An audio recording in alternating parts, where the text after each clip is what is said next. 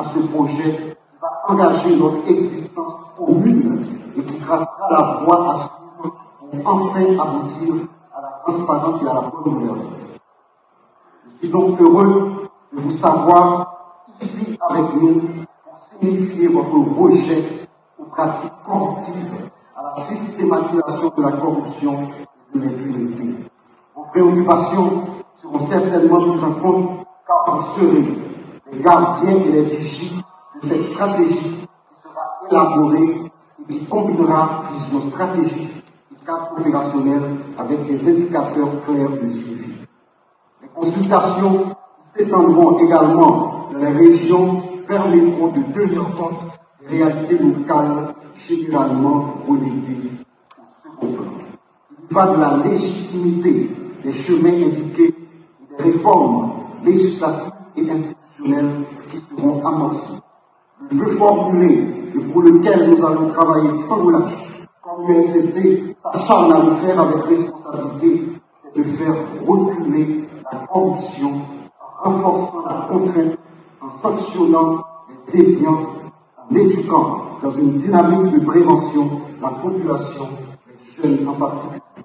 En somme, il s'agira de renforcer la résilience institutionnelle avec des structures résistantes et des fonctionnaires vertueux, respectueux des biens publics et qui se dressent en barricade, en obstacle face au risque systémique de la corruption. Mesdames, Messieurs, chers invités, je m'en voudrais de ne pas faire part de ma gratitude envers nos partenaires techniques et financiers, notamment le Programme des Nations Unies pour le développement, l'Office des Nations Unies contre la drogue et le crime, le Canada, l'Union européenne, qui portent avec dévotion leur soutien à la réalisation de ce cadre référentiel, cette stratégie nationale de lutte contre la corruption à venir. Enfin, citoyens et citoyennes, je vous invite à vous adhérer à ce projet commun d'intégrité afin de construire l'Haïti de demain. De notre lieu à l'UNCC, nous continuons envers contre tous la sécurité. Sous toutes ses formes. Plus de 10 ans après, nous sommes appelés pour une seconde fois à ce devoir citoyen de signer ce même pacte qui, encore, témoigne d'une volonté de rupture avec les pratiques malsaines qui paralysent le fonctionnement adéquat de nos institutions et qui entravent le bien-être collectif. Mesdames, Messieurs, je ne suis pas ici ce matin pour faire le diagnostic de l'ancienne stratégie nationale de lutte contre la corruption qui, malgré les efforts, est loin d'avoir apporté des réponses concrètes tant espérées. Il s'agit pour moi, en tant que chef du gouvernement, de prendre un autre engagement officiel, celui d'adopter une réponse forte, diligente, cohérente et surtout participative face à ce mal profond qui ronge notre société.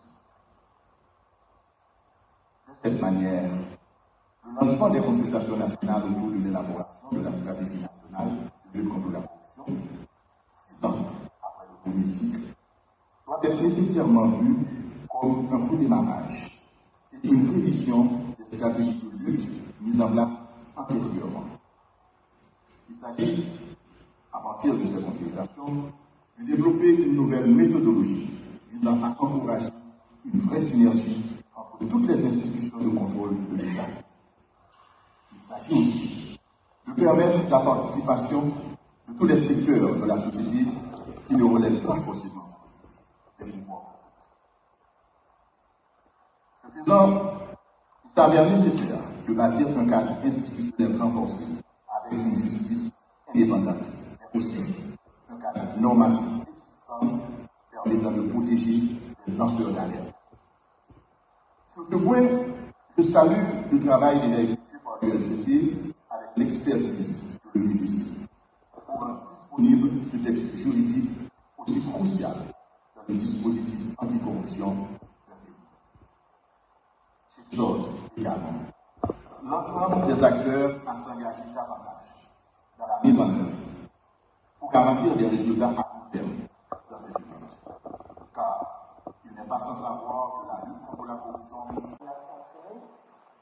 et pour appuyer ces efforts, l'Office des Nations Unies contre la drogue et la crime, on le sait, a développé un guide pour l'élaboration et la mise en œuvre des stratégies nationales anticorruption, qui insiste sur l'importance d'un dialogue régulier, inclusif et transparent à tous les étapes.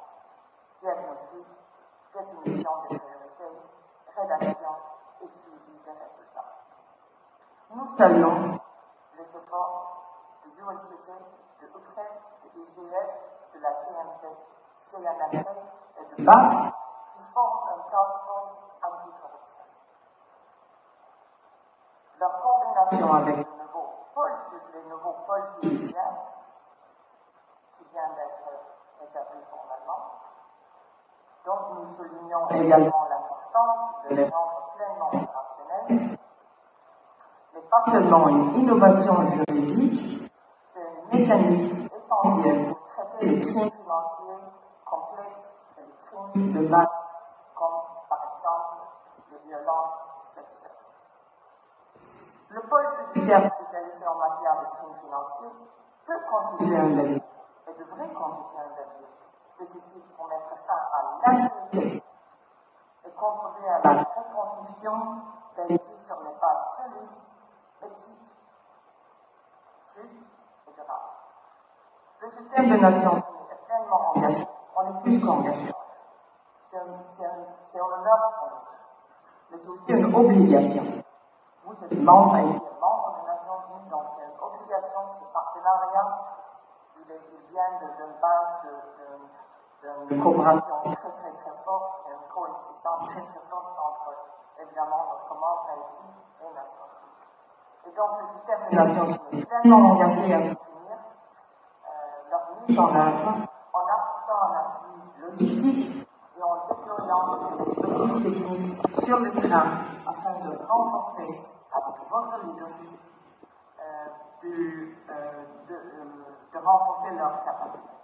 Mais l'État ne peut pas agir seul. Les citoyens, notamment les jeunes et les femmes, mais tous les citoyens en relation. Lutter contre la corruption, c'est une symbiose. Il faut une concertation, il faut une confiance, il faut une collaboration basée à la confiance entre l'État, les institutions et la population. C'est un contrat, en effet.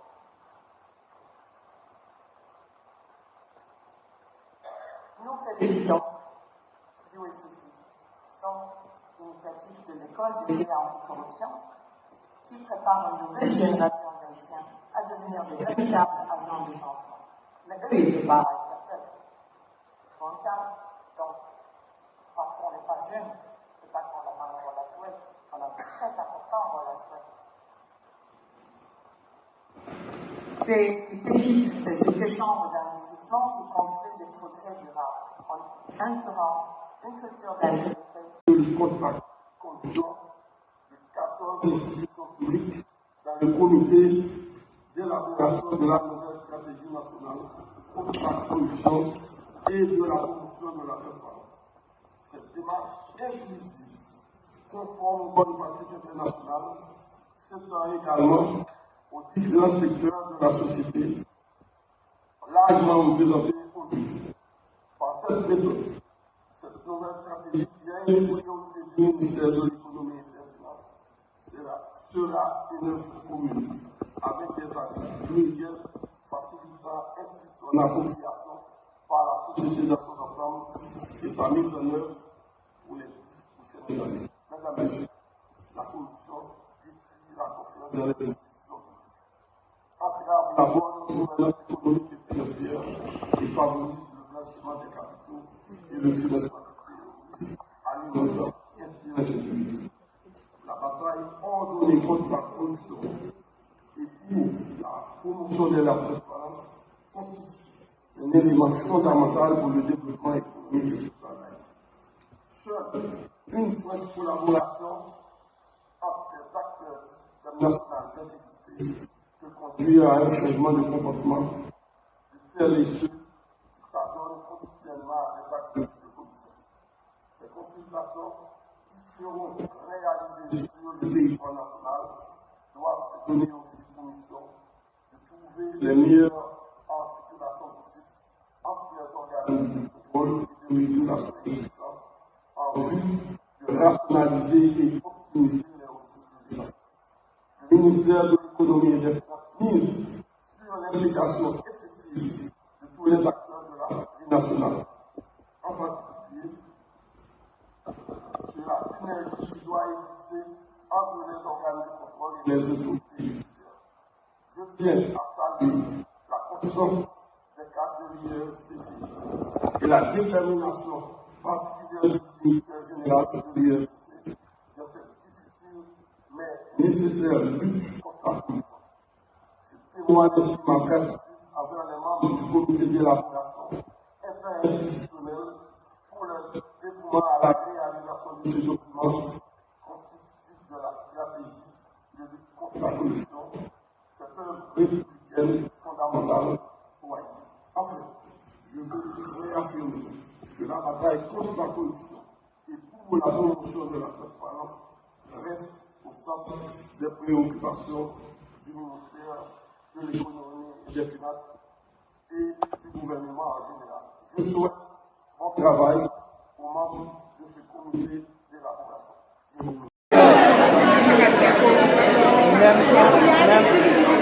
Même en termes de distraction, pour cette phase d'élection.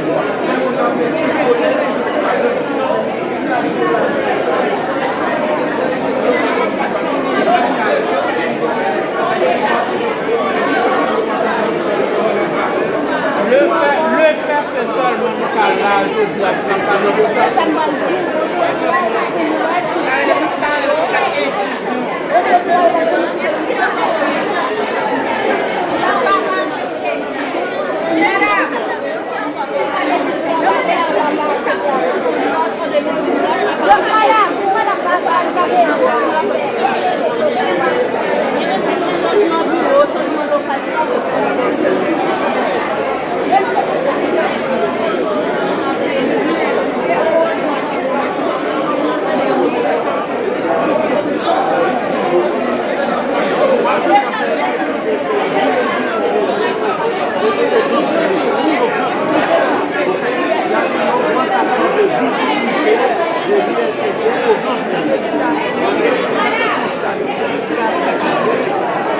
On en parle, et c'est le mot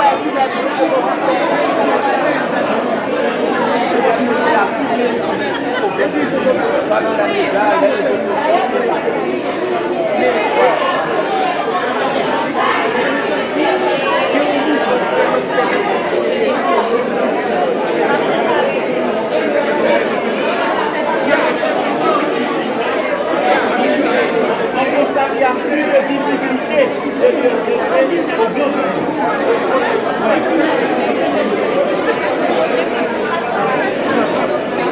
c'est là.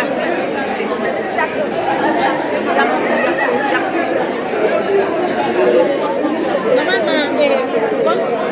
comme les enquêtes sont orientées, les enquêtes sont parfois orientées. Souvent orienté. Souvent orienté. Soit agent politique. Orienté. Comme si nous venons là et puis nous sommes sous, nous venons pas dans l'équipe et puis mal frappé. Parce que les gens qui font vraie corruption là, personne ne va me parler avec eux. Oui, il y a pas de charme. Voilà. Vous comprenez? Paco, est-ce que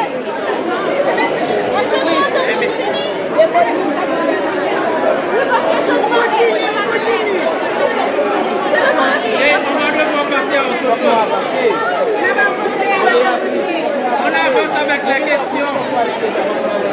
On avance avec la question.